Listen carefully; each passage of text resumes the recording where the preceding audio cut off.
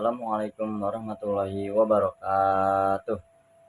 Shalom, Om Swastiastu, Nama Budaya, dan salam kebajikan untuk kita semua. Perkenalkan, nama saya Muhammad Jintan Akbar dari absen 22, kelas 11-7. Jadi pada kesempatan kali ini, kita akan membahas topik yang sangat krusial dalam sejarah perjuangan bangsa, yaitu perkembangan pergerakan kaum wanita pada masa pergerakan nasional. Nah, pada akhir abad ke-19 hingga awal abad ke-20, kedudukan perempuan Indonesia masih sangat terbatas akibat tradisi feodal dan sistem kolonial. Nah, wanita kerap dipingit tidak berhak mendapatkan pendidikan tinggi dan hanya ditempatkan pada urusan domestik. Namun, seiring lahirnya politik etis dan munculnya kaum terpelajar, kesadaran akan kesetaraan dan kemerdekaan mulai tumbuh di kalangan wanita. Kan wanita dimulai dari gagasan dan aksi individu para tokoh perintis. Nah, salah satunya adalah R.A. Kartini. Ia memelopori emansipasi melalui surat-suratnya yang mengkritik budaya feodal dan kolonial. Nah, beliau memperjuangkan hak pendidikan dan kebebasan berpikir bagi wanita. Dan juga ada Dewi Sartika. Dewi Sartika mendirikan sekolah istri pada tahun 1904, yang kemudian menjadi sekolah keutamaan istri untuk membekali wanita dengan keterampilan dan pendidikan praktis. Selain itu juga ada Rohana Kudus, yaitu jurnalis perempuan pertama yang mendirikan surat kabar Sunting Melayu dan organisasi kerajinan Amai Setia. Yang terakhir ada Maria Walanda Maramis, mendirikan Pikat, yaitu percintaan ibu kepada anak temurunnya untuk meningkatkan kesejahteraan keluarga dan pendidikan wanita. Setelah aksi individu para tokoh perintis, kemudian lahirlah organisasi-organisasi.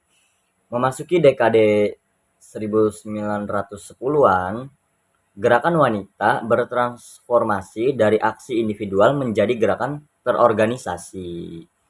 Nah, organisasi pertama yaitu Putri Mardika. Itu terbentuk pada tahun 1912. Yang mana organisasi wanita pertama di Jakarta yang berdiri atas bantuan Budi Utomo. Yang mana berfokus memajukan pendidikan anak-anak perempuan. Lalu yang kedua ada organisasi Aisyah, itu dibentuk pada tahun 1917, bagian dari Muhammadiyah yang didirikan oleh Nyai Ahmad Dahlan, berfokus pada pendidikan Islam, sosial, dan pencerahan wanita. Nah, dan juga ada organisasi lokal lainnya seperti Wanito Sworo, Putri Sunda, dan Aisyah. Pada fase ini, fokus gerakan yang awalnya seputar pendidikan dan keterampilan rumah tangga meluas ke masalah sosial, hukum perkawinan, hingga isu politik kebangsaan. Puncak persatuan pergerakan wanita terjadi pasca Sumpah Pemuda 1928, yaitu dengan diselenggarakannya Kongres Perempuan Indonesia I pada tanggal 22 sampai 25 Desember 1928 di Yogyakarta. Kongres ini dihadiri oleh sekitar 30 organisasi wanita dari berbagai daerah. Hasil penting dari Kongres 1 antara lain yaitu membentuk Federasi Organisasi Wanita bernama PPII, yaitu Perikatan Perhimpunan Istri Indonesia, memperjuangkan hak perempuan dalam perkawinan dan menolak pernikahan di bawah umur, dan juga meningkatkan pendidikan serta derajat kaum wanita dalam masyarakat. Nah, peristiwa bersejarah Kongres 1 ini kelak diabadikan sebagai Hari Ibu di Indonesia yang diperingati setiap tanggal 22 Desember, teman-teman. Nah, teman-teman, sebagai kesimpulan, pergerakan kaum wanita bukan sekadar menuntut kesetaraan gender, tetapi merupakan bagian integral dari perjuangan kemerdekaan Indonesia. Wanita Indonesia tidak hanya berperan di garis belakang, tetapi juga menjadi pilar pendidikan, sosial, dan politik bangsa.